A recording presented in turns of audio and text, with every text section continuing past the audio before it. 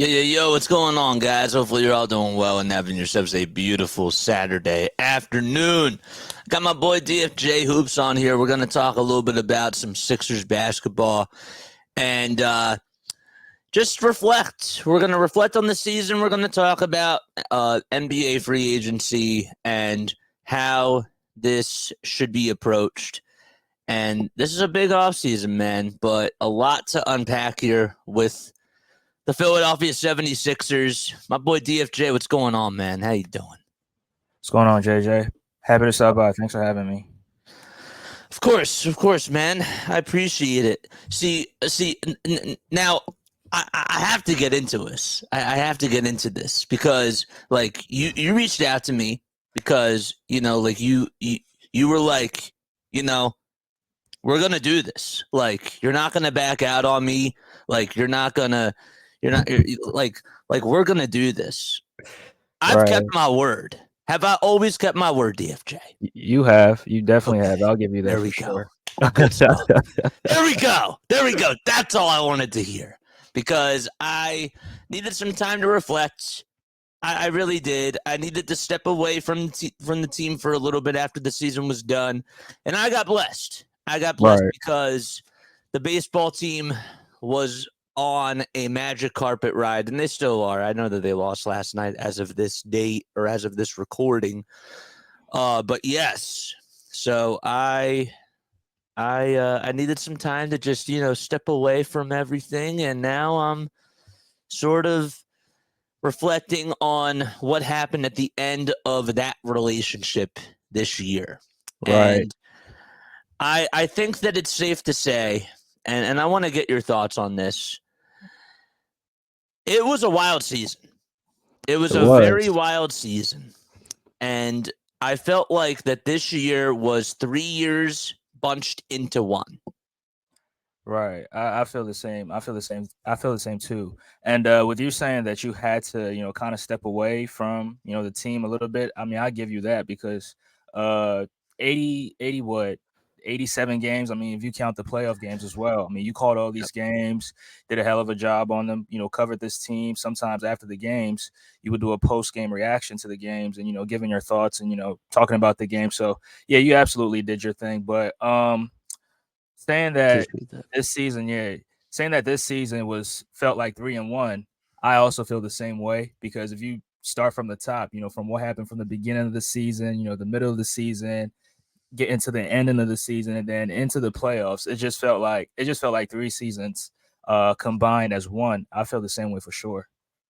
Yeah, and this team, the one thing that people are gonna obviously shake off is that Joel wasn't just the only guy that got hurt.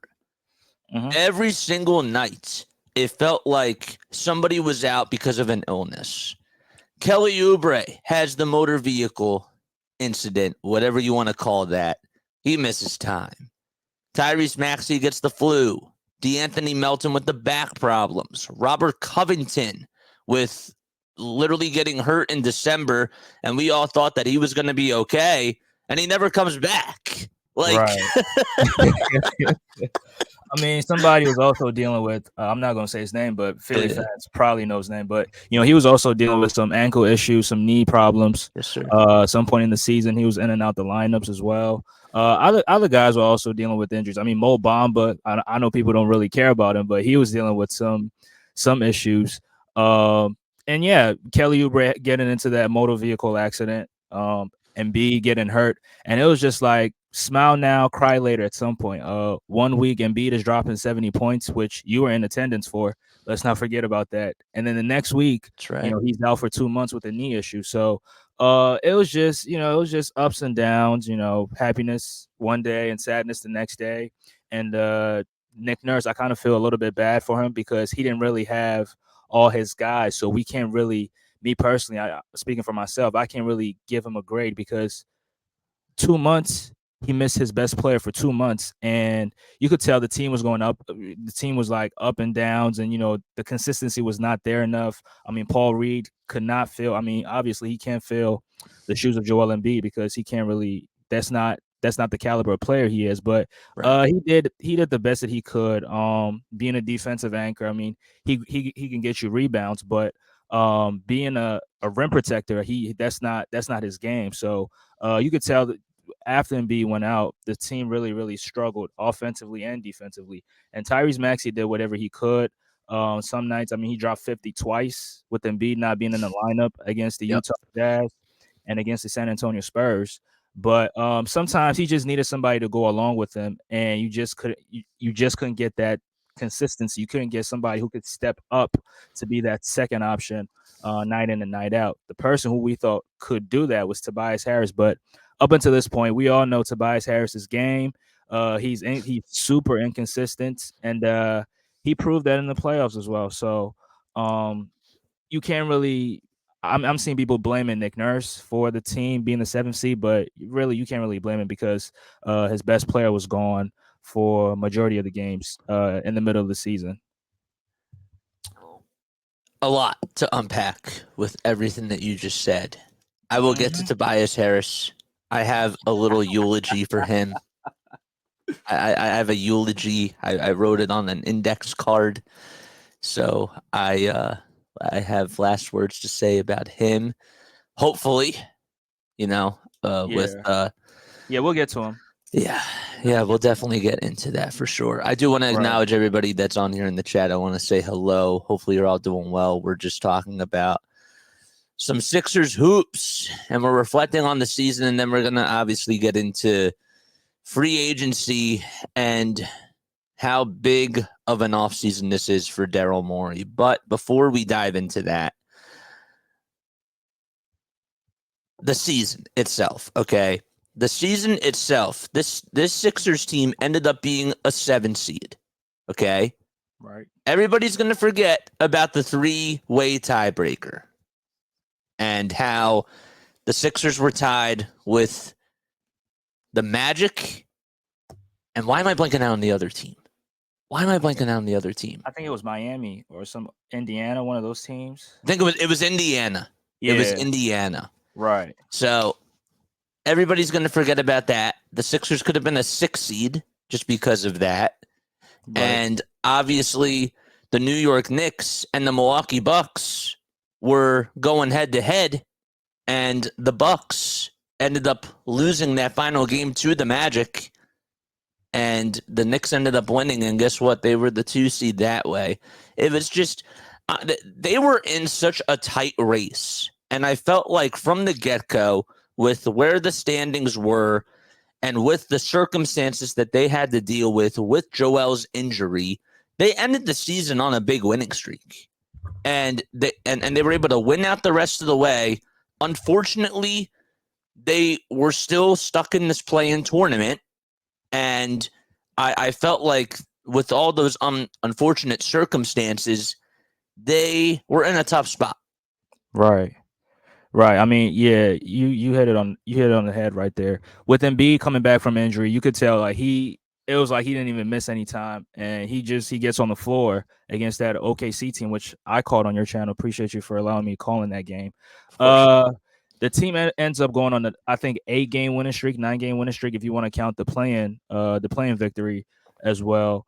And this team, it was just too little, too late at that point because they had lost so many games in between that stretch that Embiid missed. So those final games right there didn't really help us. Yeah, if we had lost that games, we would have been in a terrible position. But winning those games really didn't help us. It still put us in the play-in. But the team was able to still go into the play-in tournament, win that play-in game. I mean, Nico Batum was so fabulous in that game. I think he dropped like six threes in that game, and they completely demolished the Miami Heat in that second. And he had that block. And he had that block on Tyler Hero. Right. So Nico, he balled out. He balled out in that playing game. We definitely have to give him his props on it. But yeah, Milwaukee didn't really do us a favor because they tanked that final game on purpose. And I mean, I don't really blame them because when you're in a tight race like that, especially in the playoffs, every team wants the favorable matchup, and maybe they thought the Sixers was not a favorable matchup. So Giannis was injured. Giannis was injured too. I mean, I think he missed the final 2 or 3 weeks or something like that. Yep. And so I don't really blame them, but the Sixers did what they had to do. They went into the play-in. They won. They beat the Miami Heat, and it set them up for a rematch against the New York Knicks in the first round. I mean, when I say a rematch, I mean the last time we played against the Knicks was in 1989, and I remember my dad was telling me this. He was like, "Yeah, after the Knicks swept the Sixers, and some players on the Knicks team at the time, Charles Oakley and a few other players, they took a broom."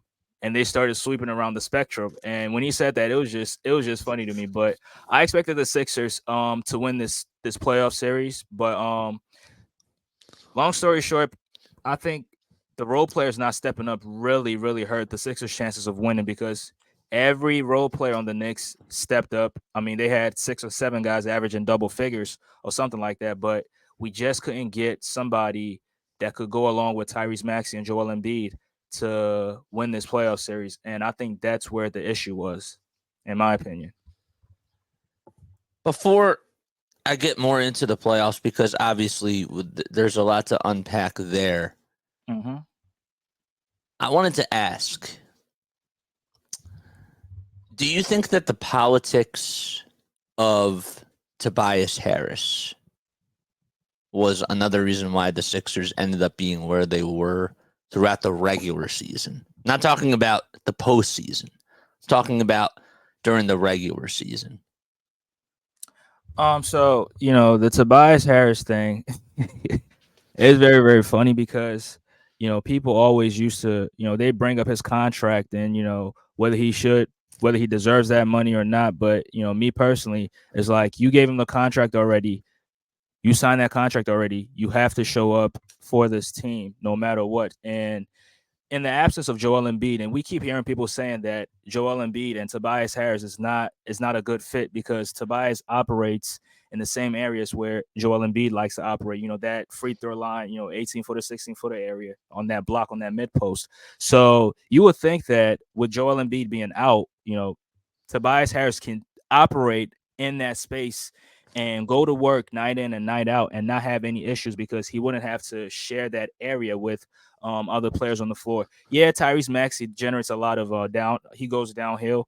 He generates a lot of rim pressure, and sometimes he gets to the basket. But for the most part, Maxey doesn't solely operate on that mid block area. So you would expect Tobias Harris to step his game up and prove not only to Sixer fans but prove to the world that he could actually be that player and he could actually be that third option / second option if the best player is gone, and he just could not produce that. He just couldn't produce at a very, very high level for the Sixers team. And yeah, we could definitely say that Tobias Harris not stepping up really hurt the Sixers' chances as well for sure. And Do you think? yeah, Oh, go ahead. sorry. I didn't mean to Go cut ahead. you off.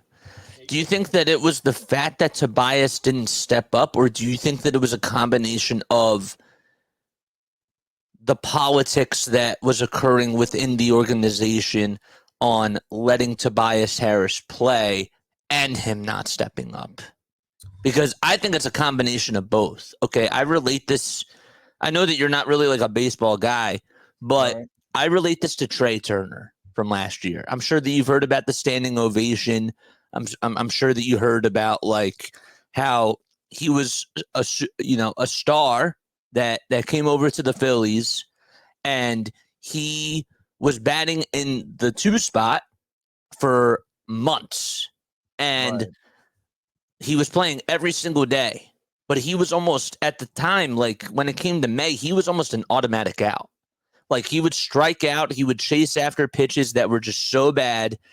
And finally, the manager, Rob Thompson, like it got to the point where we were saying in June that Rob needs to start to bench him, or he needs to move him down at least in the lineup. And he finally did that in July, but he was still struggling. And then finally August came, and when he got the standing ovation from the fans saying that I'm here for you, and all that type of stuff, to support him, he went on this magical run.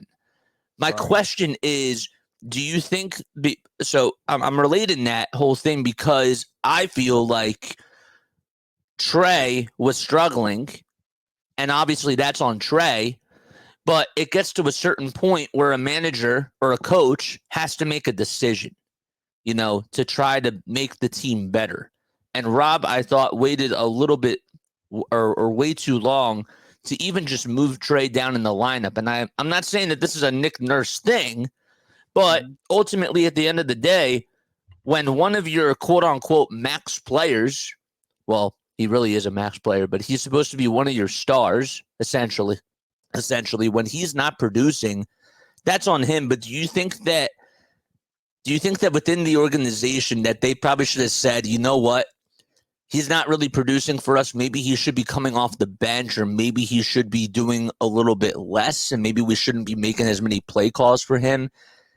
I hope you understand what I'm trying to get at. Yeah. I understand what you're saying. And me personally, I've actually thought about that, but then again, I come to this conclusion: if Tobias Harris had been benched, who was possibly the right fit or the best fit to insert into his position and will step up into that second option role? Because I kept hearing people saying, "Oh, Ricky Council could do it. Ricky Council could do it," and I get that. And Ricky Council, no doubt, he is a baller.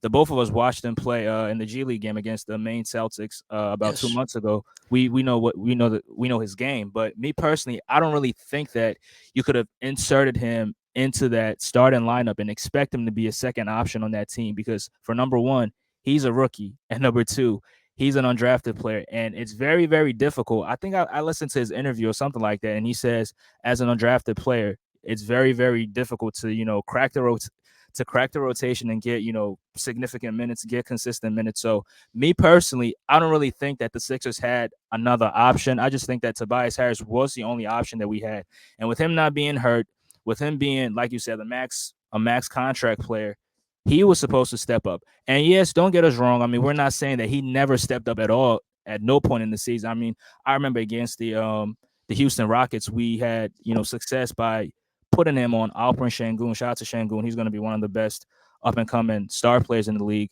And he was able to slow him down a little bit. He didn't stop him, but he was able to slow him down and make him ineffective at some points. And against the Sacramento Kings as well, Nick Nurse put him on Domantas Sabonis, and he did an absolute great job on him. But me personally, I don't think that benching him was going to be the answer. Now, yeah, if you bench him, who would you put in his role that's going to step up for you? If we had that option, if we had somebody who's going to step up, then yes, I think we should have definitely benched him. Nick Nurse should have definitely benched him. But me personally, I believe that we didn't really have another replacement for Tobias Harris. So I'm just rolling with Nick Nurse at that point. I was okay with Nick Nurse continuing to play him and trying to get his confidence back. But ultimately, it didn't really end in a positive result. The Sixers kept being a bad team. And yes, if Tobias Harris had stepped up and if he had played to the standard that we hold him to, the Sixers would have definitely been in a much better situation. But that was not the case. Right. I think that it's important for us when we're evaluating the season as a whole, we have to think about what really was part of the roster construction when we were entering into the season. Everybody forgets, but we had James Harden. We had James Harden on this team entering into the season, and PJ Tucker. We had PJ Tucker as well, and we had to trade them, of course. I still believe, and you can disagree with me on this, I think that both teams got what they wanted. I think it was a good trade for what it was for both teams. I would still get Nico Batum. I would still get Robert Covington, Marcus Morris Sr., and KJ Martin. I thought that was a really good trade for the Sixers. All of them were on expiring contracts. They also got 2 draft picks too, I believe, from that trade too. Right. So and a pick swap. Yeah, and a pick swap as well. Mm-hmm. So I think that Daryl Morey, to his credit, actually did a good job with getting rid of James Harden, and with that unfortunate circumstance again that the Sixers have had to deal with. This franchise is just cursed. But I think that when we talk about the season in totality, that has to be a part of the equation too, because we didn't know if James was really even gonna be traded. We had a feeling that he was going to be traded. We knew that he didn't want to play here, but Daryl could have done what he did to Ben Simmons and waited out. and he didn't do it. And that's what I was a little bit concerned about too.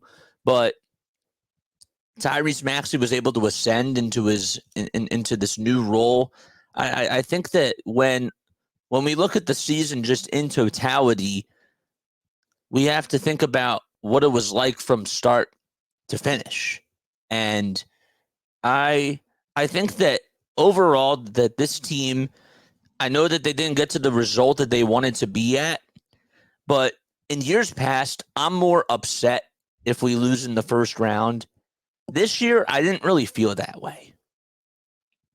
Yeah, I get what you mean there. And me personally, I felt the same way too. And then in the same breath, I didn't feel the same way because as much as I believe in the Sixers, I thought the Sixers could have definitely defeated the New York Knicks in the first round. Sure. And had we gotten into the second round, we probably would have taken care of the Indiana Pacers. But at the same time, like you just said, the James Harden situation, trading James Harden and PJ Tucker and getting, 4 or 5, I think now 4 players back up.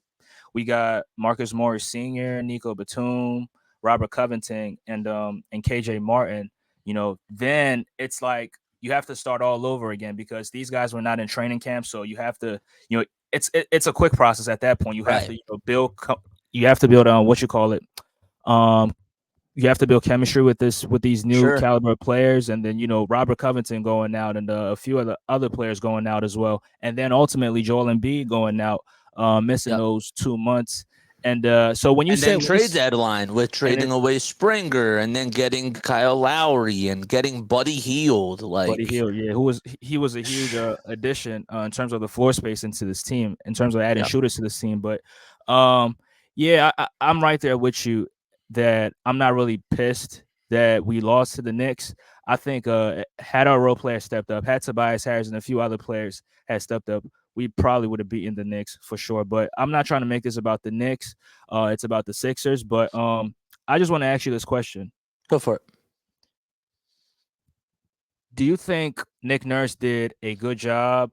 Because me personally, I believed it's not fair because he didn't really have all his guys for, an extended amount of time, and, guys being in and out the lineups, and, Embiid missing 2 months. Do you think he did a good job as a head coach for the Sixers? During the regular season or during the postseason, or just like the whole? Okay. During the regular season, I did. I thought that he did the best job that he could.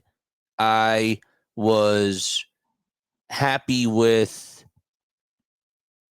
Sometimes when you're given a certain roster, you have to get the most out of everybody.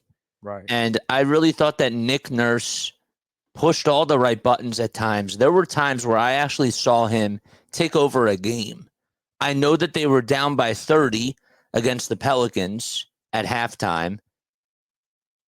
They didn't get off on the best foot, but they almost won that game. That was without Maxey. That was without Tobias. That was without Joel Embiid. And yet they almost won that game. And he was still locked in.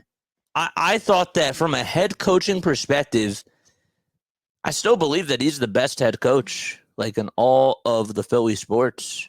I think that when it comes to just X's and O's and making plays, I noticed that the team, even without their big guys, when they had to play down a man almost every single night, they executed at a very high level.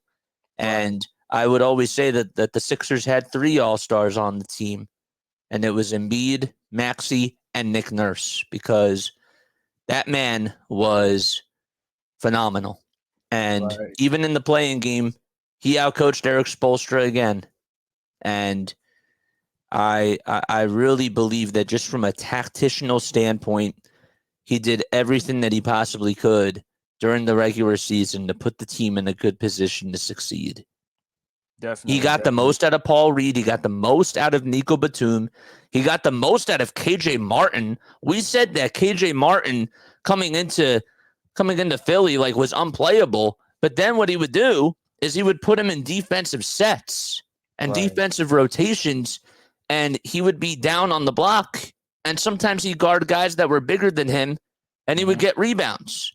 Right. I He was a Right. small ball center at some point in games sometimes. So He was.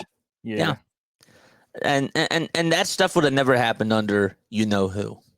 Right. And we're not even gonna say his name, but yeah, I'm right there. Yeah, but I agree with you. And a lot of people forget when Embiid was in the lineup, the Sixers were a top 3 in offensive rating, top 3 in defensive rating, and top 3 in net rating as well.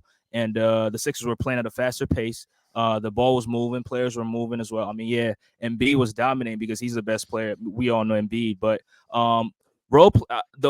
the other players were also eating. I mean, Embiid was finding open shooters. I think Embiid averaged the most assists that he's ever averaged in his career.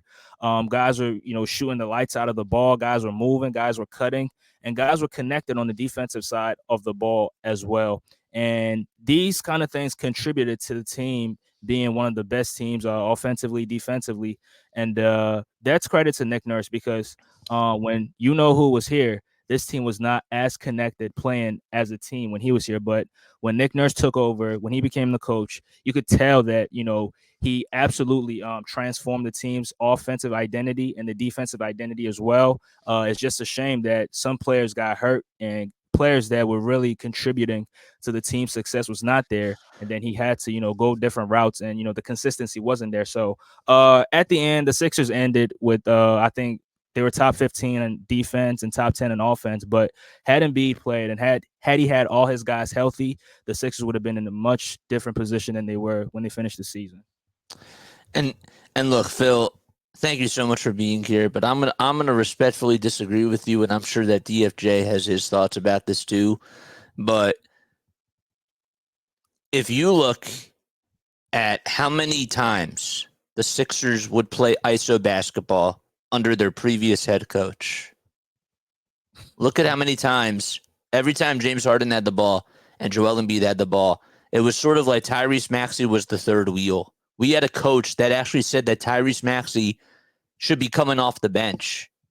And when we're talking about Nick Nurse, Joel Embiid's ISO numbers, statistically speaking, last year were even lower. Right. A lot of the times, his assist numbers were actually up more because this head coach said you can't play ISO ball to win.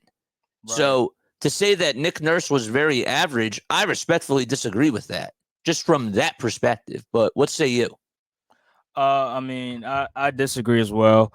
He says the offense looked pretty much the same, which is not true. And alluding to the point that you brought up, in the playoffs under Doc Rivers, against the Boston Celtics in fourth quarters, you could see they'll just clear one side of the floor and just let him beat ISO and put all the other guys at one side of the floor. And offense is like that. It's easy to guard and it's easy to stop because you're only guarding one player. The other guys on the team are not moving, they're not cutting, they're not providing any spacing whatsoever. So it's easy to get a stop. It's easy to game plan for it.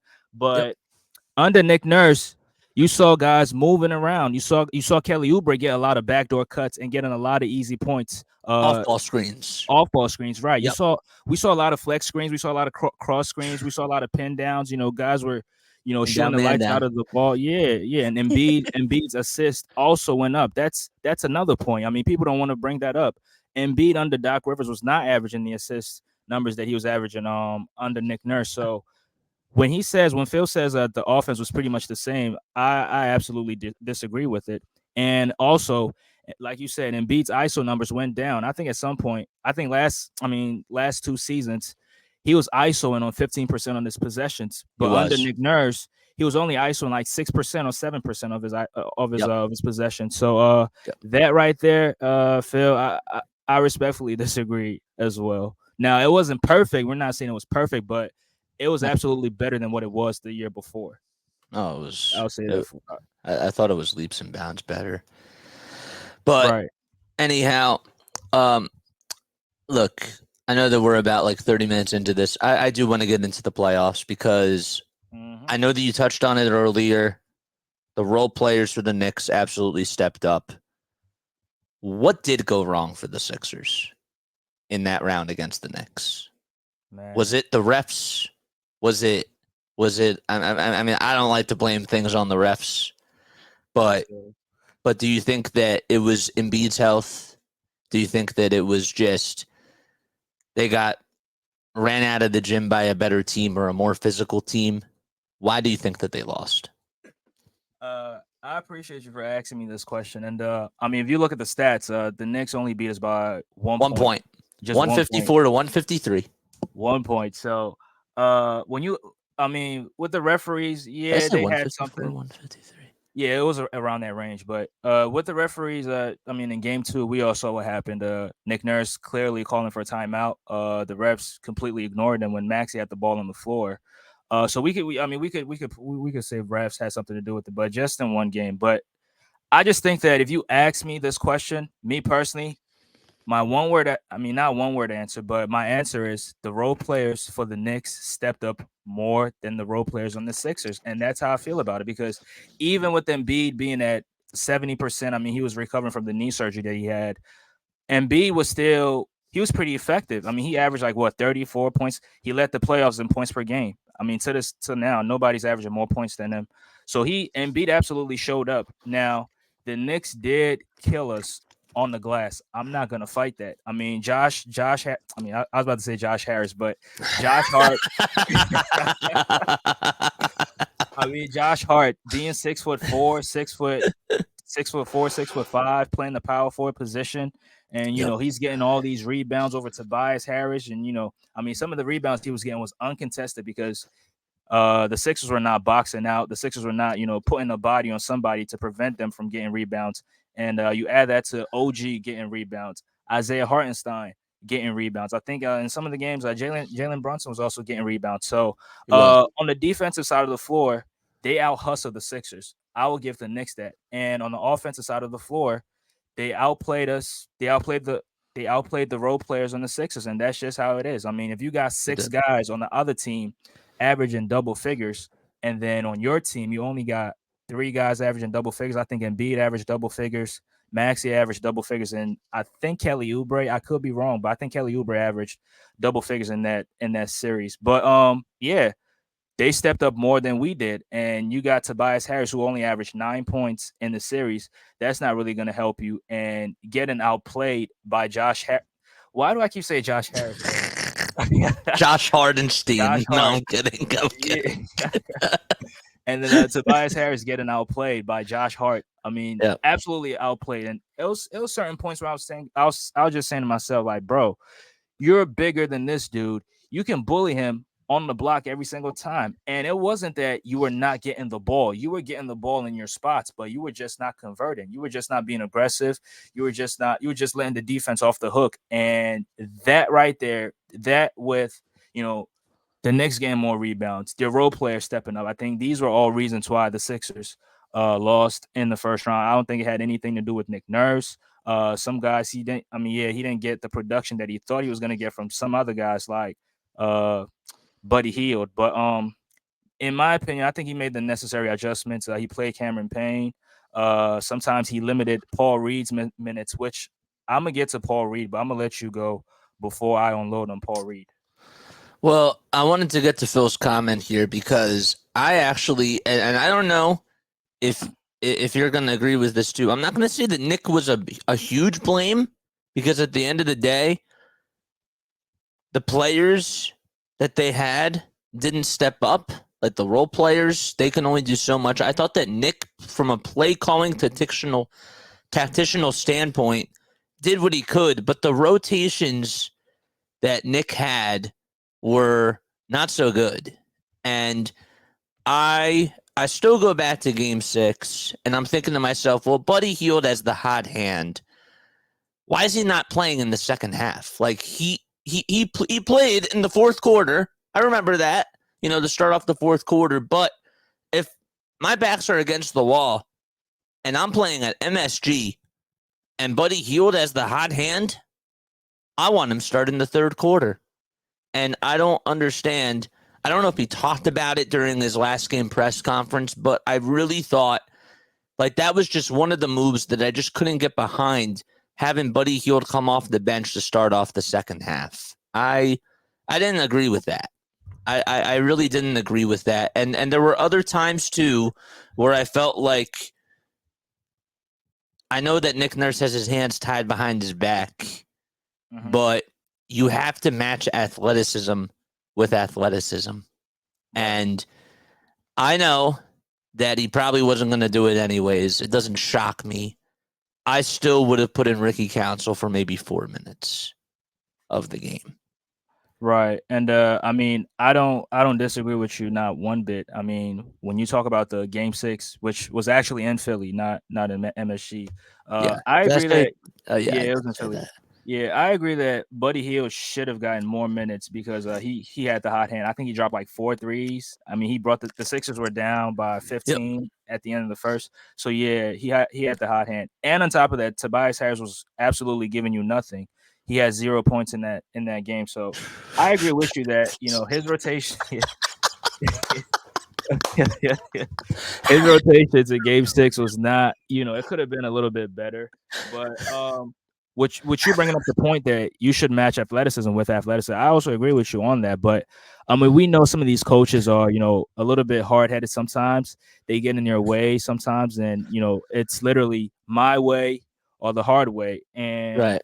sometimes they just don't. They think a little bit too much, and it's just like, yo, you They had that. overcomplicate They things. overcomplicate stuff, yeah, on Yeah. their ends in terms of the rotations and the play calling and what have you. And yeah, I mean, I definitely would have played Ricky Council because the Knicks are they were playing, they were hustling, grabbing Yep. rebounds, and you have to match athleticism with athleticism. You You cannot have to. play somebody who's not athletic with these guys. And Ricky Council, I mean, rookie season, 6'4", jumps out the gym. I mean, I definitely would Yep. have given him some minutes. And I used to say that head coaches don't play their rookies, but I need to stop saying it because some coaches who've won championships, they play their rookies sometimes. I mean, look at Eric Spoelstra. He was Yep. given Jaime Gabe Jaquez, Vincent. yeah, Gabe Vincent, Jaime Jaquez, and all those guys minutes. Yep. And yeah, I know Jaime Jaquez. I know Ricky Council is not better than Jaime Jaquez, but I mean, sometimes you just have to try it. I mean, you just have to give it a try. I mean, You not I have mean, not to. even in Game 6, but I think earlier on in the series, if he had, just give him a few minutes and see what he can give you offensively and defensively. I mean, we know he can. He's definitely going to generate rim pressure. He's definitely going to attack the basket. He's going to rebound the basketball. He's going to give you effort. He's not going to be lazy and take plays off. We know that's not what he's going to do. Yep. Absolutely not. But yeah, I absolutely agree with you. Yep. I think that was another thing. I'm not saying that they lost because of that, because ultimately the guys on the floor didn't step up. Right. And I I I just think that they could have had a better chance, Yeah. especially in game 6, Right. if Buddy Hield was playing more. And it's not even just Buddy, but there were even a couple of times too where I thought, like in game 2 or in game 3, he would go to these lineups where I scratch my head and I'm thinking, well, why is Paul Reed out there for this long? Yeah. Game two. Game two. Yeah. Right. I asked myself that same question too. And funny enough, before the series started, Paul Reed was on a podcast, running his mouth, saying that we You wanted the can't do Knicks. that. We You wanted the can't do Knicks. That that. was the easiest matchup. So you would think that he would step up in the series. Yep. And he was the only guy on the team that had a negative box plus minus. He was the only guy. Now, yeah, we know he doesn't. I mean, all the other guys play with Embiid, but Paul Reed is the only guy that doesn't play with that doesn't play with Embiid. So, his plus minus is not going to look the same. But I mean, when he stepped on the floor, he wasn't really giving you anything offensively. Yeah, he grabbed a few rebounds, but I mean, the fouling here and there, sending the Knicks to the line, and sometimes missing defensive assignments, not rotating, not communicating, and not being there on the offensive side of the floor, not giving the Sixers anything. And if you notice, every single time that Embiid went to the bench, that's when the Knicks went on the run, and it forced Nick Nurse. It gave him no other choice but to put Embiid in the game, and we saw Embiid play. I think in game 4 and 5 or whatever, Embiid was playing the entire second half, which was like, yo, you're over exerting this guy because he just came off Yep. a knee surgery, you have to give him some time. You have to find some time to, give him some kind of rest. And I believe in game 4, with him playing the entire second half as well, ultimately led the Sixers to lose that game, because you could tell he was clearly gassed. And when he was even going off for rebounds, he's not getting off the floor.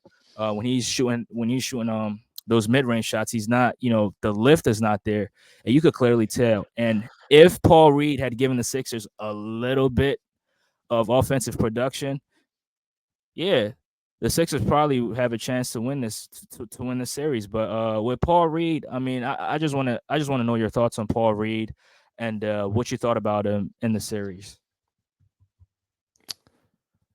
I was disappointed. I know that Paul can only do so much, but I expected that the effort was going to be there more, and I felt like, I'm not saying that he didn't try, because that is an understatement, and I feel like that even as somebody in the part of the media, you can't say stuff like that. Right. But what I will say is that I thought that he was not putting himself into better positions to succeed. Sometimes that in certain moments you have to get a rebound.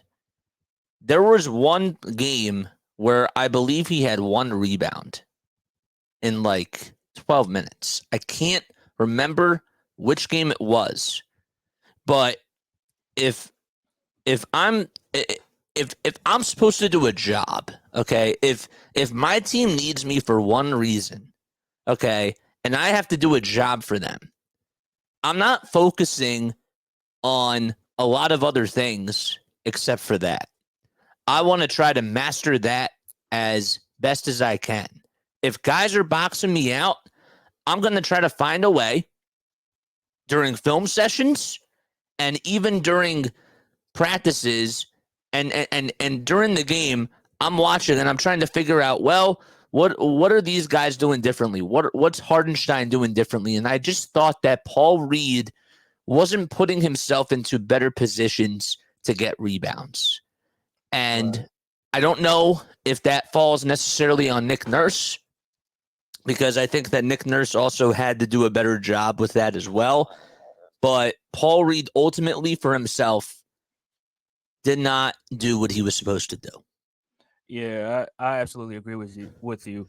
And I mean, with the rebound, me personally, I think the Sixers should have rebounded as a team, and one guy cannot, get all the rebounds. One guy can't box somebody out, because sometimes how the Knicks were getting rebounds was sometimes Hartenstein will be boxing out whether it's Embiid or Paul Reed, whoever he would be boxing out on the offensive glass, and then Josh Hart will come running out of nowhere and he'll get the rebound. Right. And it was like, yo, somebody has to get that guy. Paul Reed or Embiid cannot box out their man, and then on the other flip side, box out Josh Hart, who was just coming in for the offensive rebound. So yep.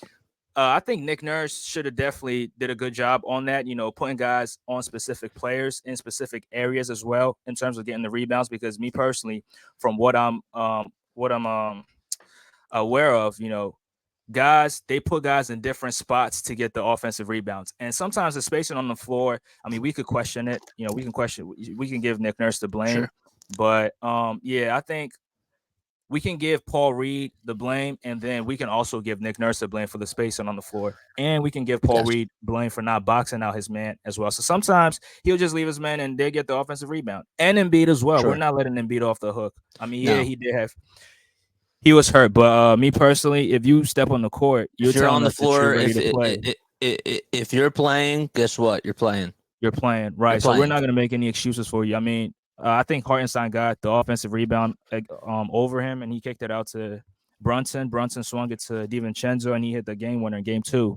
Yep. If Embiid had got that rebound, we probably are having a different conversation now. So it's not only on Nick Nurse, it's not only on Paul Reed. We give Embiid the blame as well. We give Tobias Harris the blame as well too. Don't get it wrong. Oh, for sure. Absolutely. I'm not and look, I'm not saying that Paul Reed can pick up everybody else's slack, but what I am saying is that if he was if that was supposed to be his role, okay, if I'm on a team, okay, and my job, because I'm really good at facilitating the basketball, if my job is to get my teammates involved, I'm going to try to find a way to get my teammates involved. And maybe I don't come up with an assist, but maybe I come up with a hockey assist. Or Right. maybe that assist leads into something else that doesn't show up on the box score stat sheets, but it made an impact on the shot. Right. And I'm going to try to find ways, whether I'm studying film, whether I'm going over it during practices, or even as I'm in the game and I'm watching from the bench. I'm trying to figure out, okay, what is my opposition doing on the floor right now, and how can I get an advantage? I'm not saying that it's easy, but that's what I'm thinking. And I feel like at times Paul wasn't doing that. Yeah, absolutely. And I'm looking at the comment section. You know, like what I'm saying, though, right? Yeah, I get you. I get what you mean, but I'm looking at the comment section, right? And Phil says, see, when I watch the Sixers, I'm not a biased fan. I also look at the games as a basketball fan, which I mean, that's true. I mean, me personally, I can't speak for Jay, but I watch the game as a fan as well. And we're not just blaming the Sixers and not giving the Knicks credit. I give the Knicks all the credit in the world. I give Tom Thibodeau all the credit in the world for, realizing the Sixers' weaknesses and capitalizing on it. Like, yo, they're not a good rebounding team. I'm gonna send 3 guys on the offensive glass every single time to overwhelm them and get second chance opportunities out of it. I give him credit for that. I give him credit for shutting down Tyrese Maxey in Game 6. I mean, he made the decision like, yo, you're not going off on us like you did in Game 5. You're not going to go off on us. And he shut him down. I think Maxey was 5 of 16, 5 of 17. So he made that adjustment right there. So we give him credit. But at the same time, we also have to point out what the Sixers could have done better to have won the series. We could also point out what Nick Nurse could have done better to give the Sixers a chance. We can also point to the role players and everybody else. So we're not just, blaming Sixers and not giving credit. We're doing both at the same time. Yep. I agree. Yeah. So after that whole season, okay, I want us to, before we get into the offseason, I know that we're like 50 minutes into this, but I did want to give letter grades to the starting 5. Okay, we don't have to do the bench. We don't have to do the bench, but all right. In a season totality, let's start off with Tyrese Maxey. Okay. What letter grade, and then of course I'll give mine, but with how the season went down, what letter grade are you going to give him from start to finish? From start to finish, I will give Tyrese Maxey an A-. And the reason why it's not an A is because I believe, the reason why I'm not giving him an A is that I believe in some games that Embiid did not play down the stretch in the fourth quarter, I felt like he was being a little bit passive.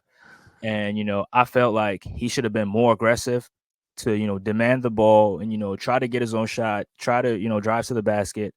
But with him being passive and him not being aggressive, games like that really cost the Sixers. And I think the Sixers lost almost every single time he was not aggressive down the stretch. And the Sixers ended up losing. I remember against the Brooklyn Nets, that game, he wasn't aggressive down the stretch.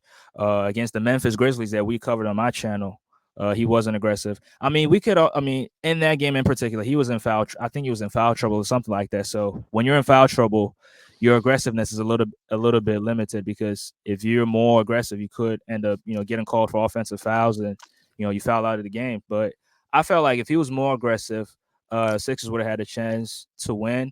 But yeah, I give him an A- because he absolutely stepped up. I didn't see him, making this kind of jump in year 4, but him being the lead guard, he stepped up and absolutely was a fantastic Batman. I mean, fantastic Robin to Embiid's Batman for sure.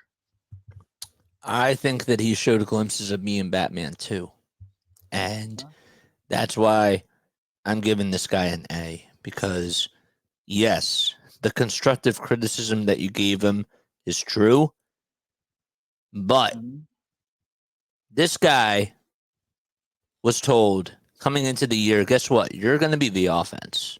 You're going to be our primary ball handler, and you're going to be splitting that with Joel, and you need to get more reps on the ball. Do you realize how much of a leap that he took this year being on the ball than he's ever had, like throughout his NBA career? Wait, say that again. Do you realize how much of a leap he had with just handling the basketball compared to like previous years? Like he wasn't a primary ball handler, and his usage rate was a lot higher this year than it was even in years past. Not even close. Yeah, I agree. And the fact that he still didn't turn the ball over that much, you would just think that naturally speaking that he would turn it over more, but he didn't. Right. And so I thought that he really took another leap this year. I know that the 3-point numbers were down, but let's look into those 3-point numbers, because how many times this year was he actually being guarded at the 3-point line? And how many of the threes that he took were off the dribble? Like, it wasn't in years past, it was more of just catch and shoot threes. Right. And he was more wide open. Now he's getting contested a lot. And he's shooting off the dribble. And oh, by the way, when he's driving it down the lane now, I think it's safe to say that him and Kyrie Irving are the best finishers in basketball. When it comes to just finishing at the rim, laying it up and in, that work of art that he just has, finishing with the right, finishing with the left. I thought he could have finished with the left a little bit more at times, but just the ways that he was being creative with the ball, driving into traffic, he did an incredible job. And I still thought that he could have gotten more foul calls. Right. And whatever. His defense stepped up this year. He took more steps defensively. I'm not telling you that he's a great defensive player, but he did. He played much better on-ball defense this year than in years past. So I have to give him an A, considering what happened to the team, what happened to Joel Embiid, like what the circumstances were. He had to become the number one option, and I think that was actually a blessing in disguise for him, because you're not being overshadowed by just Joel now. It's your show, kid. Right. You're given the keys. You got to produce. Right. And absolutely. I really felt like with all the circumstances that was put on this 23-year-old kid, when you really do think about it, he stepped up. He really did. A lot of guys in the NBA at the age of 23 could not do what Tyrese Maxey did this year compared to last year. Absolutely. I agree with that. And in games, there are games where he stepped up huge. Like you said, there's not too many people that's 23 years old that could stepped up the way he did. And games where he won for the Sixers against the Utah Jazz, who he was dealing with the ankle injury, but he still, didn't want to leave his teammates hanging. He came out, showed up and balled. He balled out 50 points, hit clutch three after clutch three, making clutch plays, being double teamed, finding the right guys, making the right passes, not turning the ball over. And his assist to turnover ratios was pretty good than what I expected it to be. It was so good. You would think that him being a lead guard for the first time, the teams were going to guard him in the way that he was going to turn the ball over, but it wasn't the case. His ball security was so good.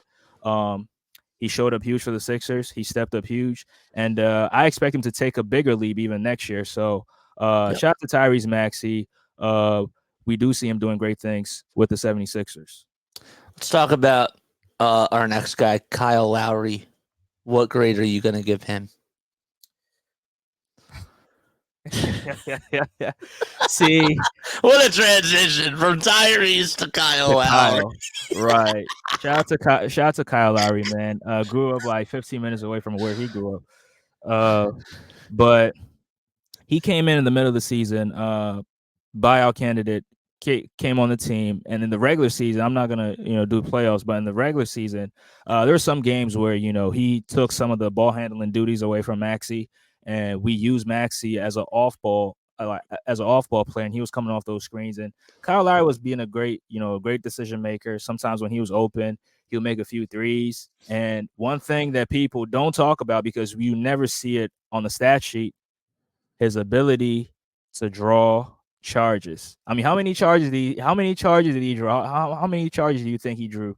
You know, it was a lot. Like I mean, 13 more at definitely. least. Wait, say it again.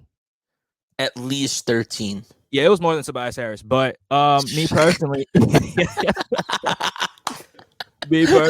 I'll give Kyle Lowry because he didn't play a lot of games for the Sixers. It wasn't a full season, but in the games that he played for the Sixers in the regular season, I'll give Kyle Lowry a C. And Okay. I'm not giving him a B because he didn't play a lot of games, and it's not his fault. You know, I'm not blaming him for that. But in the games that he played in, what he did for the team, his leadership, his defense on the floor. I mean, not on ball defense, but off ball defense. You know, getting into the right spots at the right time, drawing charges, forcing guys to make commit offensive fouls. I'll definitely give him a C for sure. And I'm going to give him a C plus, and I'm not being disrespectful to him. I actually thought that he actually made the team better in different ways that they didn't have. He gave them another.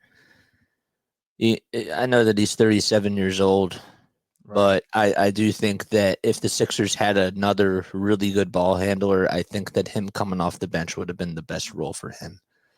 We knew that he couldn't provide a lot of offense on a night-to-night basis, but he's a leader. He was a veteran. He would dive after loose balls. I mean, one time he literally hit Matt Cord, like just diving after a loose ball, going into the scorer's table. He puts his body on the line. Right. And at 37 years old. At 37 years old, that's what he's doing. But I'm giving him a C plus because I thought that he was good in stretches, but he couldn't do like what he did in years past. And I have to give him a C plus because of that. And it's not his fault. It's not his fault. Yeah. But yeah. All right. Next. All right, we're gonna fire through these quickly. Kelly Oubre. I'll give Kelly Oubre a C plus. And Okay. wait, I'll give him a B. My fault. Okay. I give him a B too. I mean, I give him a B because I mean, imagine before we signed Kelly Oubre, he was a free agent. No team wanted to sign him. We signed him like 2 weeks before training camp, and you know he stepped in huge for the Sixers. And some games he was the second option when Embiid was not playing, and in the playoffs he was the clear-cut third option. On top of guarding Jalen Brunson and making it difficult for him, he had Jalen Brunson in a straitjacket in games 1 and 2. So I definitely give him a B. His shooting could get better, but I mean the amount of pressure he generates going downhill is just insane. And if he could if he could play make out of those when guys collapse the defense on him, and if he could play make and find guys in the opposite corners and in the weak side corners, the Sixers could definitely benefit from that for sure. But yeah, a B. I'm going to give him a B as well because a guy that signs a veteran minimum contract, you're never going to find a guy that gives you that type of production where I actually said at some point, even if you take Tobias Harris's contract and you put that into Kelly Oubre and you swap the contracts, that's sort of like how Kelly Oubre, I'm not saying that Kelly Oubre was a superstar, but you would take that. You would take that more any day just from the production that Kelly gave you. And Kelly balled out almost every single night. He gave it all effort, and he was a dog out there. And at the end of the day, like, you can't rely on him as a third option. And it's no disrespect to him, but he was a really good piece for the Sixers this year, and I hope that he comes back. And we'll talk about that in a little bit, but I'm going to give him a B. And then we're going to go to Joel Embiid. We're going to skip over the power forward position because I think that we both know what letter grades we're going to give to that guy. Right. But Joel Embiid A plus. I mean, he was playing at a ridiculous level before he got hurt. I mean, he was scoring. He was generating. I think his points per minute was higher than what Wilt Chamberlain was doing back in 1962. So. And he had the Sixers in a better position. He was going to be the unanimous MVP had he not gotten hurt. And, His playmaking got better. His defense was better as well. Being a rim protector, being a paint patroller. I mean, what he was doing this season, that was probably one of the. If he had finished this season with no injuries, that would have been one of the greatest. That would have been the historic, yeah. Yeah, that would have been the greatest individual season that I've ever witnessed. So I'm giving Embiid an A+ for sure. I mean, yeah, I know he got hurt, but yeah, I'm giving him an A+. In my book, there's no such thing as an A+. So I'm gonna give him an A. I'm kidding. I do have A+, but it is hard to reach that level. I'm only giving him an A. I was gonna give him an A+, but I'm giving him an A because yeah, he was outstanding this year. I know that the regular season he was doing great. He was doing really, really good things, but I give him an A because I'm not saying that it's his fault. I know that the injuries hindered him in a lot of ways. I still feel like I don't think that he could have done more, but I'm giving him an A because he played really, really well. It's just hard for me to give A+. It really is. Like I can't really say anything bad about him because he actually had a really good playoff run for what it was. Game 5, if I'm being nitpicky, I did not like what happened in Game 3 with him holding on to Hardenstein's to Mitchell Robinson's ankle. I thought that he could have gotten ejected for that, and I was a little bit nervous because Joel can't do that. But to his credit, he had 50 points in that game, and he stepped up in the third quarter. But he was not playing really well in that first half, and that was like, this is me being super, super nitpicky, by the way. Yeah. But like that, I thought overall he had a really good year. And I wish that he could have stayed healthy because I think that they would have had a different opponent to play and they could have been a 3 seed. And guess what? Home court advantage changes everything.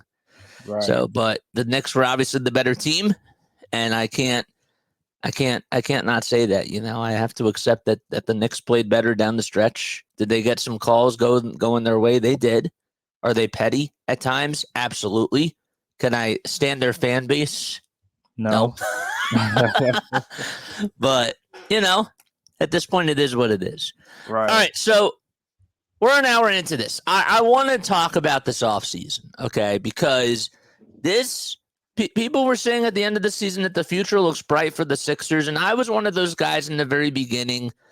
But now that I've had a couple of weeks to just hit that woosah button and just take a quick breath, and clean out the fog with my glasses. My glasses got really dirty the other way, so I had to clean them up, and now I see things really, really clearly. Mm-hmm. And I am scared.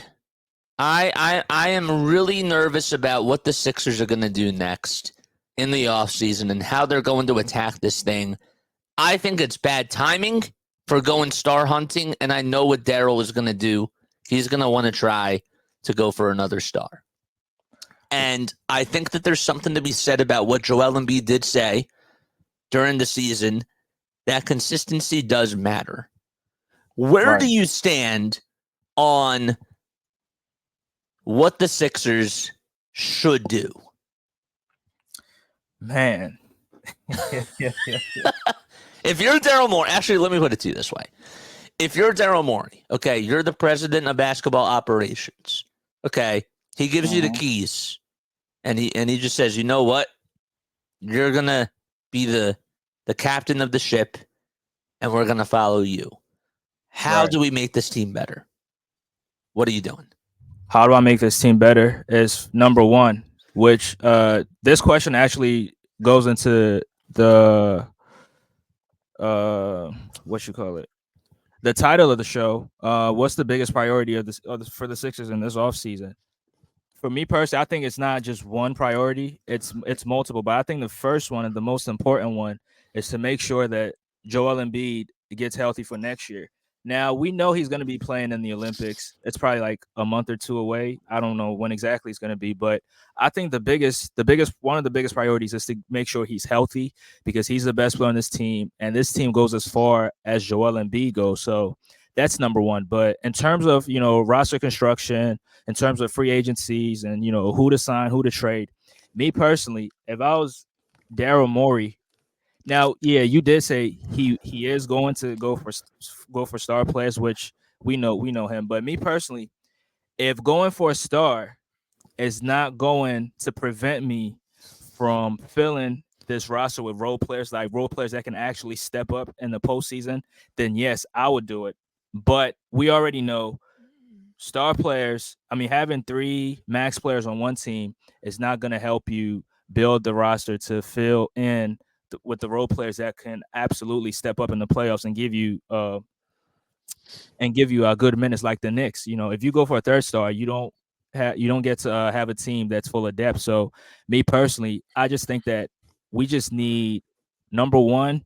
We need a backup center, and no disrespect to Paul Reed. I mean, we know Paul Reed. I mean, he's good, but Paul Reed, uh, yeah, it's not gonna work. It's just not gonna work. For what the Sixers need, you don't really provide what the Sixers need. So, me personally, I'll get a backup big number one, and number two, I'll get an athletic power forward who can stretch the floor as well. I'll get an athletic stretch four.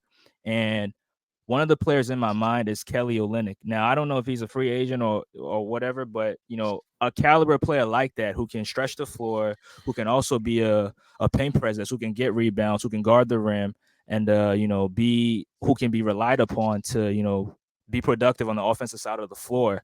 That's who I'm going to go for number two. And then number three, I just get another point guard because Kyle Lowry's not returning. I mean, get another guard player, not necessarily a point guard. I mean, in today's game, we have a lot of combo guards, so I just think getting another guard player who's a little bit bigger than Maxey, because me personally, I don't believe in what I call midget backcourts. I don't believe in having two small guards. Yeah, I don't believe in having two small guards. I don't believe in the midget backcourt. So getting somebody a little bit bigger. Wow, midget Maxey. Oh my gosh. A midget backcourt. That's what I call it. But, no, I understand. Yeah, I get what you're saying. I mean, they are little. It is what it is. But yeah, that will be my priority. And then lastly, I'll just fill this team with complementary role players that can actually step up and do something huge for you in the postseason setting. And I believe that there are a couple players on the Sixers team last season that have to return next year. But I've said a lot into that.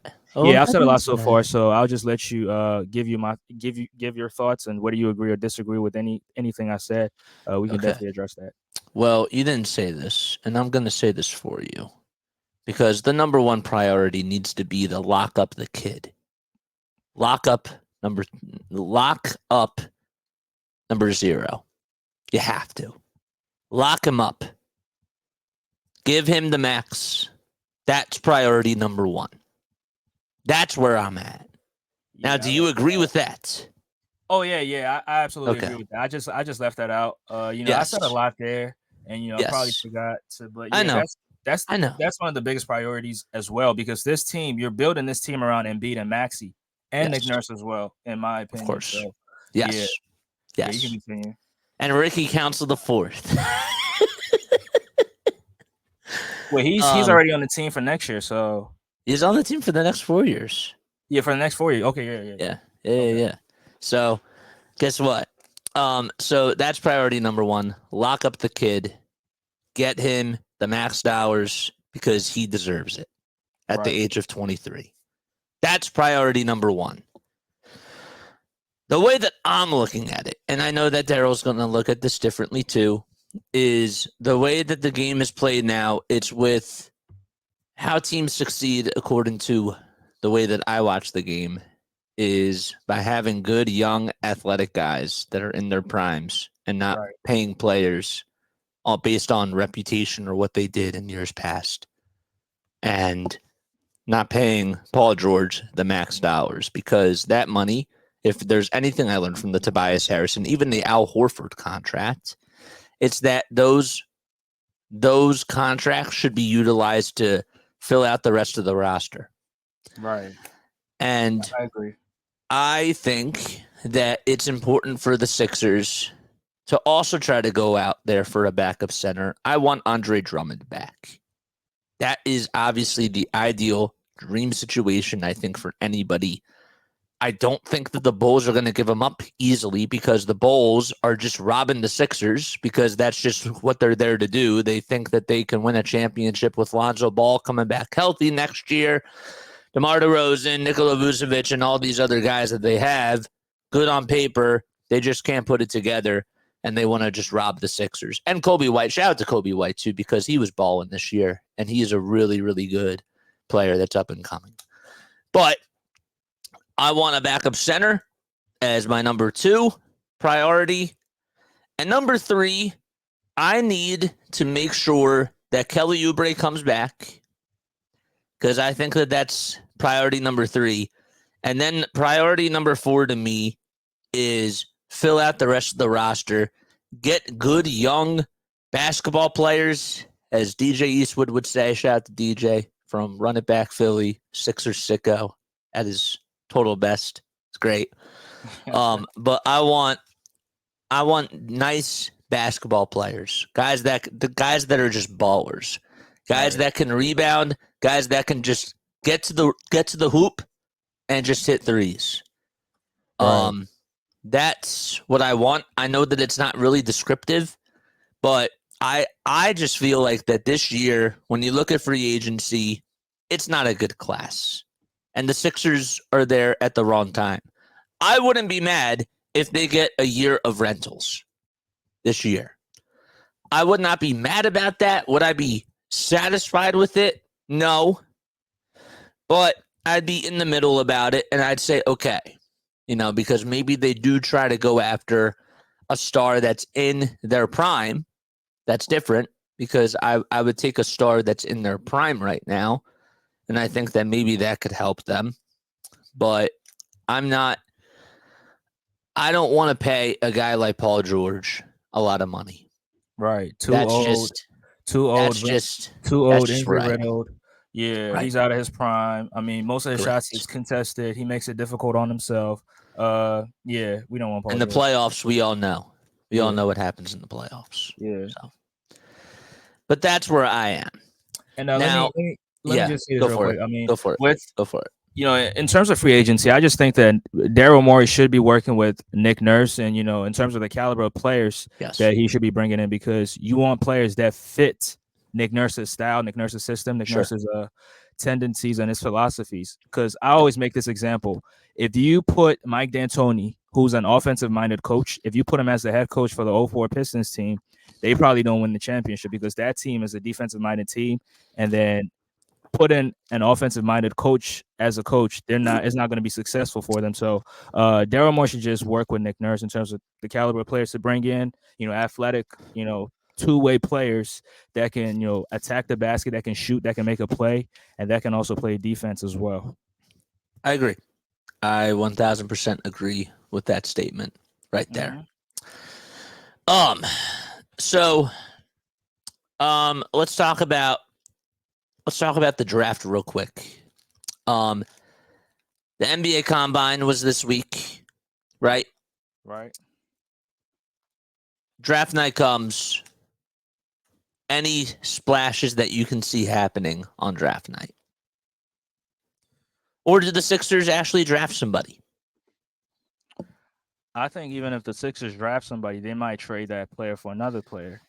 Because the Sixers is not, they're not, and how do I even put this? They're not ready to develop a player. They don't have time to develop a player. I mean, you have Embiid who's in his prime, you have Maxey who's up and coming, and the main priority is to win a championship, not to develop players, not to rebuild, not to do anything. Now, I'm not saying you can't get a very good player out of the draft, but I mean, looking at this year's draft class, I mean, me personally, I don't really pay attention to it, but the hype has not really been there, and the caliber of players in this draft, I mean, I don't see anybody, or I haven't heard anybody or seen anybody in terms of their highlights, their games that can really.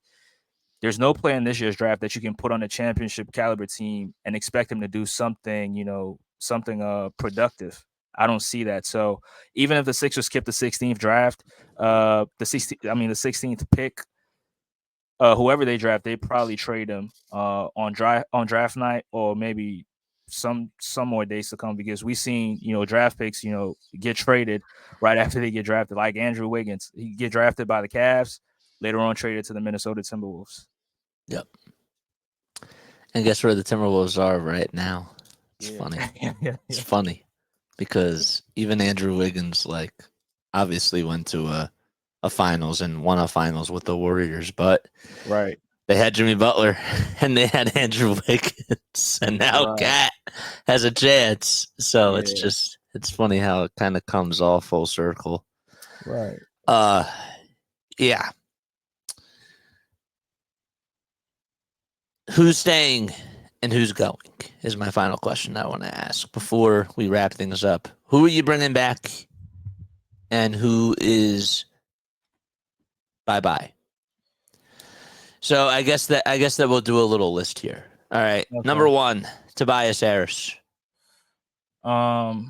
We appreciate him being here for the last 5.5 years. We appreciate his services. He came in. And let's not, let me be fair. I mean, against the Washington Wizards 3 years ago, he balled out 25 points, 10 rebounds. Yeah, he did his thing. But I believe you're only as good as your last game, right? And what was the stat line in his last game? 0 points. Okay, so that right there, you're off. 1 for 2. He was 0 for 2 from the field. So yeah, that right there. Appreciate your services. Appreciate you for being here for 5.5 seasons. I just want to go in a different direction. So bye-bye, Tobias. Bye-bye, Tobias. Yeah.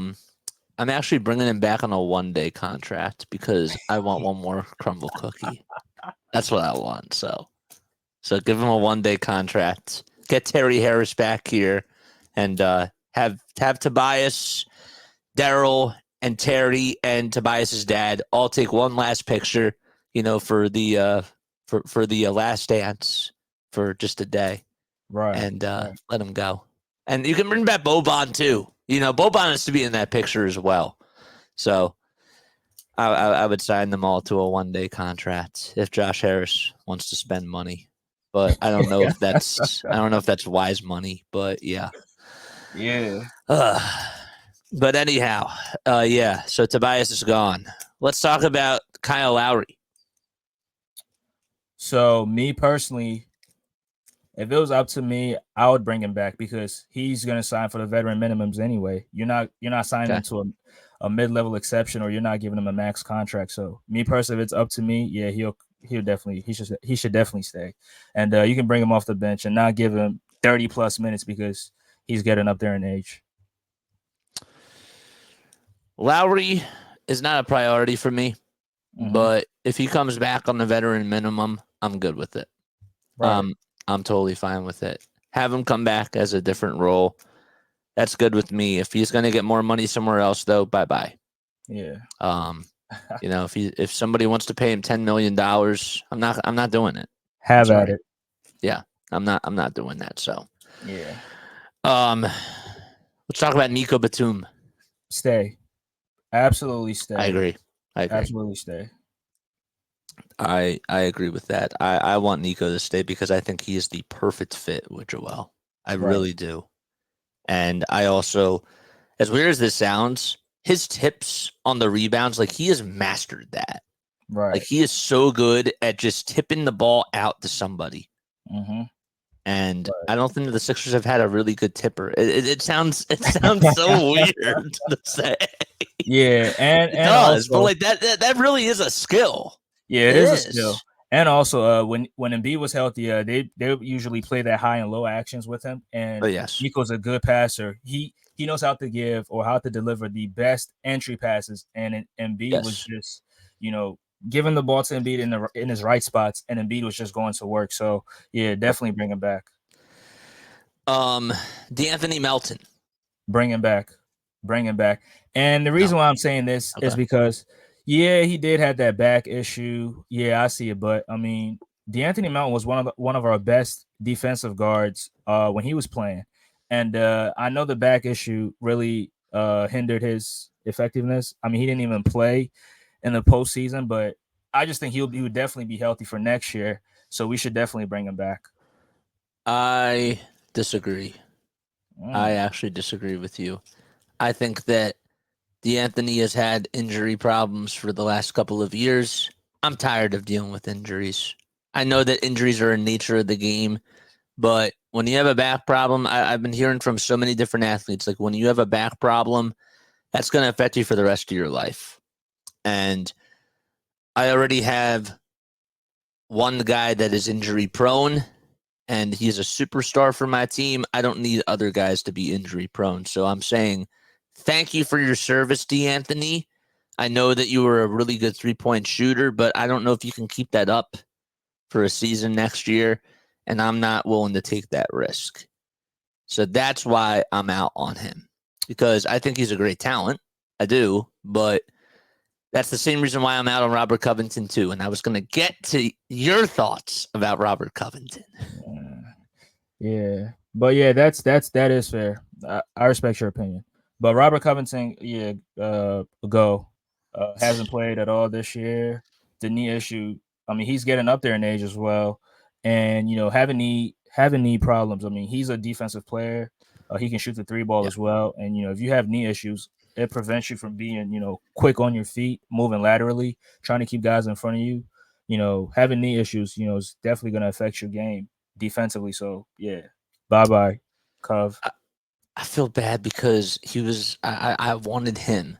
I really wanted him to do more with that 3-point record.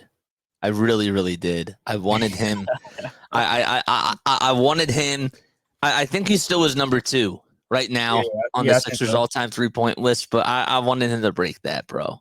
I really did. Selfishly, I wanted him to break that. But it pains me to say it. It really does. But I'm out on him too. Right. And I thought that he was a positive impact when he was playing. I really did. He was. And they could have used him. They could have used him in that Knicks series, 1,000% if he was healthy. Definitely. But yeah, I'm out on him. Buddy Hield. Stay.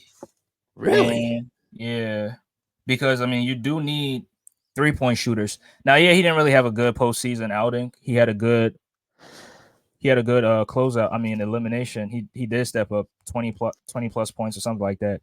But I mean, I do believe you need floor spacers. You need shooters. I mean, it's a shooters league, a scorer's paradise.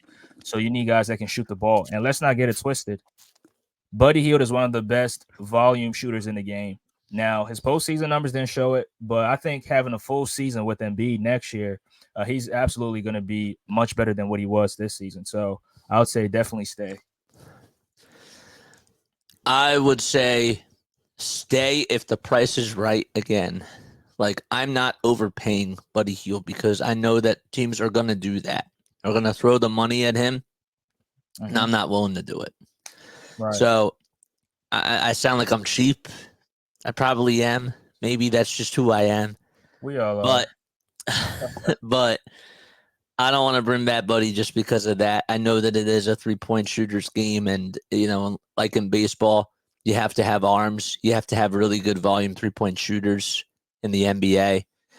But if the Sixers can get that somewhere else, with a guy that can do more than just be a good 3-point shooter, then I think that I'm okay with taking that chance. But Buddy is not a big priority for me. I wouldn't be sad if he left, especially if he got paid a lot more money.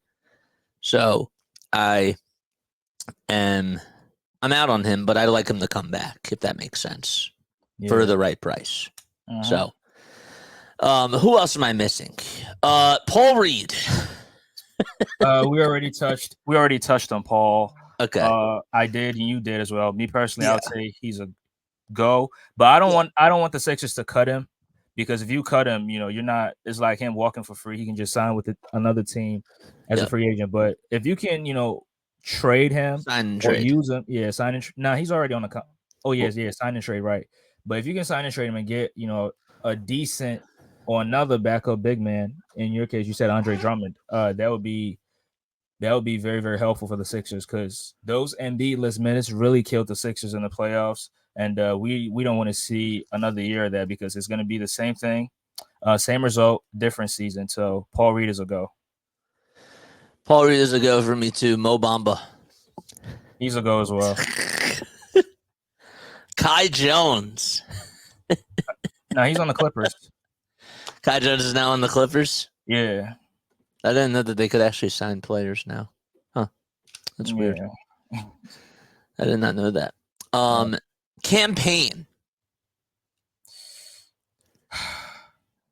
For a reasonable price, yeah. Bring him back. Stay. I actually want Campaign. I would be willing to pay him. I'd be willing to pay him like a nice contract for a role player because I think that he's a nice ball handler. I know that people say that he shoots backwards and he looks like a cartoon artist and he's like a Lou Williams type of a guy, but he's an energy sparker. And I feel maybe I'm being a little bit selfish here, but I like those types of guys. I like those hype men, you know? Yeah. And once he gets going, bro, you know, that changes intensity for a game. Now, can you get that somewhere else? You probably could. But I would like him to come back. I really would. So I'd say that he should stay. Right. I'll put it to you this way. I would take him over Kyle Lowry. Okay. Mm-hmm. And I would take him over DeAnthony Melton. Is that fair? Yeah, that is fair. Okay. But I mean, right. DeAnthony Melton's one of my favorite players, so I'm not taking him over DeAnthony Melton. So yeah, that makes sense. I understand. I get it. I know what he does defensively, but I can't trust that health, bro. Like if he was healthy, I'd say sure. But man, like that health to me is just like the biggest question mark with DeAnthony Melton. Right. And then last but not least, I think it's last but not least, Kelly Oubre. Stay. Yeah. Stay. And the reason why I said stay is because I mean we all saw what he did with the Sixers. On a veterans minimum, you know, sometimes stepping up as a third option, and we all saw what he did. He could definitely improve on his 3-point percentage. He shot below league average this year, but around the basket, he was pretty efficient. If you look at his percentages around the rim, if you look at his percentages from about 3 to 10 feet, it was pretty decent. So I would say bring him back. And he was good defensively as well. So definitely bring him back. But it's going to depend on what he actually wants. If he really wants to win, he'll probably sign with the Sixers. But if he's chasing the bag, you know, another team could definitely offer him more money than the Sixers. So me personally, I would say stay. I agree. Yeah. I agree. Now, I know that this wasn't in the flashcards, but I did want to sort of pick your brain on this because, again, we know how Daryl Morey works. He wants the big fish. He wants the stars. So I want to sort of like the stay go type of a thing. Mm-hmm. I do want to ask you, okay, sort of the same thing when it comes to these top tier free agents. If you would be okay or not okay with this, like if I guess that the way to put it is come or no, or okay. or really like yes or no. Okay. Okay. Sure. Yes or no. Okay. I think that I spoke English right there for the first time, so that was beautiful. Okay. that was great. I wasn't speaking gibberish. So good stuff. Good stuff by me. We talked about Paul George. He's a no. Paul George to come to Philly is a no. No. How about Jimmy Butler? I would say a no. Okay. I would say a no because Jimmy doesn't really with the same thing. I mean, I'm not saying he's DeAnthony Melton because he's not, but the same injury scares that you have on DeAnthony Melton, that's the same thing I have with Jimmy Butler. Because I mean, keep in mind he injured his MCL, right? And the last few seasons he's been dealing with injuries. He was hurt in the finals, and that's why I believe the Miami Heat were not able to. That's one of the reasons why the Miami Heat were not able to win. But me personally, I don't want him here because I think his best seasons are behind him. I don't think we're going to see, even if the Sixers sign him, we're going to see what he did with the Miami Heat again. So I would say no. And I'm saying no because Pat Riley is not going to take a fleece. Right. And I feel like you're going to have to give up a lot to get Jimmy Butler. Right. And I don't want to do that. Mm-hmm. Plus, you have to pay him as well. Exactly. So I'm not doing it. So that is my thought about it right now. Okay. LeBron James. No. And the reason why I'm saying no is because if you bring in LeBron, Maxey will have to take a back seat. Right. And LeBron has the ball in his hands almost all the time. So Maxey will be relegated back into the corner or back into that when James Harden was here, his role. Maxey will be into that role again. And, you don't want to deal with LeBron and, his system. You have to trade all the players, the media, everything. I don't know. His son probably might come to the Sixers. Who knows? But LeBron is over with. He doesn't really impact winning anymore. I mean, look at the postseason. Yeah, he did get his numbers, but the impact to winning was not there. So, no. Okay, but then my question to you is LeBron a better third option than Tobias Harris? This not even a question, but yeah. But the thing is, LeBron is not going to be a third option. Trust me, he's not coming here to be I understand, but even if it's Tyrese Maxey a better third option than Tobias Harris? Right, absolutely, yeah. Tyrese Maxey as a third option, he was better than Okay. Because I think that the Sixers on paper would be better with LeBron for sure. Mm-hmm. My thing is that if LeBron can take them to the promised land, I think that it would be special. But I selfishly want to see Tyrese Maxey grow into the role that he's blossoming into. Right. But I also would sacrifice a year of Tyrese Maxey taking more of a backseat and getting a championship to Philadelphia. But here's another question. Does that sound like weird to you? I mean, it's not weird, but here's the question. Do you think if you sign LeBron, you're guaranteed a championship? I don't think that they are. Okay. I don't think that they are. LeBron only has their chances get better. Their chances are better. Yeah, the chances are better, but it's not a guarantee. And LeBron only has a year or two left, in my opinion. Okay. I don't think he's playing 3 years. I don't think he's going to exceed 2 years. So if you think you can get a championship from LeBron within a year or two, then yeah, you can sign him and, use Tyrese Maxey as a 1 season or 2 seasons as a third option, as you're talking about. But I don't think LeBron guarantees you a championship. So that's why I'm saying no to it. But I also feel like at the same time, let's just say, God forbid, Joel gets hurt. Now we have another star that can fill in and that can step up. Right, but you okay. I see what you mean there, but you need another. Of course. Yes. Okay. No, I understand.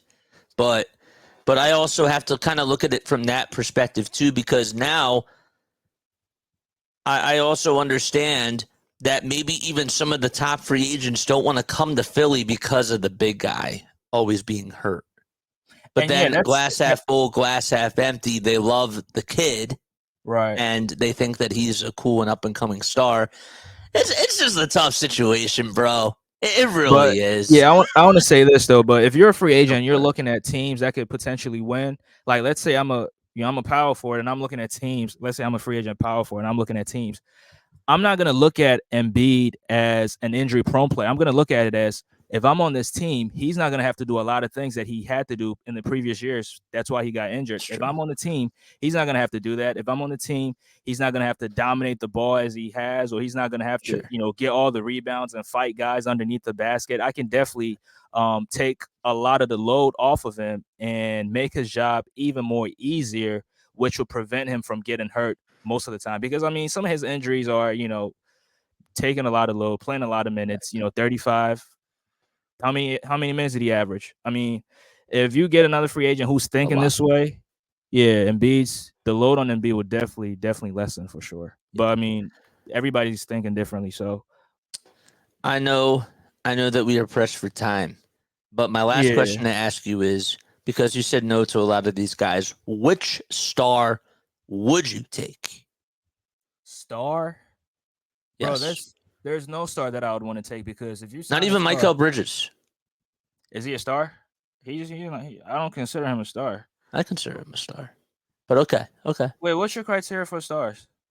A star to me is somebody that is a leader for the team. And Mikal Bridges, I thought, was the leader for the Brooklyn Nets. Oh, so if you're a leader of the team, then you're a star. Most of the time, unless you're on the Charlotte Hornets. Even LaMelo Ball, though, is a star. I was about to pin you to the corner, but I mean, one player that I would want is OG Anunoby. And I don't Max Steel.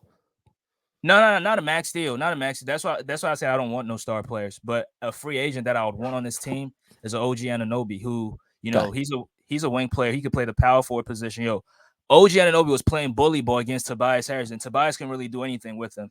And he plays defense at a very, very high level. He's a guy who could guard a Giannis, guard a Tatum, guard a Jaylen Brown, and guard some of these elite wing players. So, and his 3-point percentage is not all the way there, but I think having him on this team will definitely be a huge, because your defense goes up because he's on the team. Perimeter defense, interior defense goes up as well because he was playing small ball center for the Knicks in the playoff series as well, and he was doing a pretty good job in Game 4 where he and Precious Achiuwa, they completely limited Embiid and made it difficult for him. So that's a free agent that I would want on this team. Sure. The only concerns that I have is, one, his 3-point percentage, and two, he's been getting injured these last few years. Those are my only concerns. But a caliber player like that, not just OG Anunoby, but somebody who does what he does is something that I would definitely want on the Sixer team. And this is how I'm gonna wrap it up. This is just a dream scenario for me. If I'm building a team, I want to get a couple of guys back from the process era. Give me. And this is totally irrational. I understand that. And then we're gonna wrap things up. But get me Drew Holiday, TJ McConnell, Robert Covington, and literally Jimmy Butler and some of these other really, really good guys. I would actually take Christian. I would take Christian Wood back as well. Get me Andre Drummond, Seth Curry, and let's just try this thing again with Tyrese Maxey. Let's just get like all those nice pieces from like all those years, and let's go win a championship. That's how I feel. I want like a process, last dance type of a thing. That's what I want. Yeah, that would be good. I mean, feds, bro. Yeah, having Drew Holiday would be very, very huge for the Sixers because Yeah. Having him as a point of attack defender, somebody who could handle the ball. Yeah. He can shoot the ball as well. He's not a little guy. So, he could take, these defensive assignments. But he's locked in with the Celtics. They signed him to a max contract. So I know. Yeah, it's not going to be possible. TJ McConnell. I can't just dream. I can't dream. You can, but sometimes you just got to be realistic sometimes. And somebody said TJ McConnell, and I don't think the Pacers are going to let him up. Somebody said Lauri Markkanen. Me personally, I don't want to do business with Danny Ainge. He's the dirtiest player in the game. I don't want to do no business with him. So, and he's not. Trust me, he's not going to give you Lauri Markkanen for a 6-piece and a bucket of extra crispy. So, you're gonna have to give up something. Definitely have to give up something. Picks or whatever. You're gonna have to give up something. DFJ, I appreciate you so much for being on here. If you want to say your plugins and all that sort of stuff, feel free to do that. Absolutely, and I appreciate you for having me on your show. Hopefully, we did an hour 40 minutes, bro. An hour 40. It didn't even feel like it. It didn't even feel like it, but I appreciate you for having me on. Hopefully, this will be the first of many. I'll have you on my platform as well, but my platform is DFJ Hoops. I would actually put that in the comment section. DFJ Hoops. We talk Sixers basketball. I cover other teams as well. I'm covering the Minnesota Timberwolves and the Dallas Mavericks series. If y'all interested in it, you can you can tap in with me and we'll have fun talking basketball. Yeah. But just be sure to bust his chops too, because he is he is a funny guy. He really is. He cracks me up. But it's all for fun. All right, guys, thank you all so much for tuning in. This is another edition of Play by Play with JJ talking Sixers. And I will catch you all on the next one. Have a good night.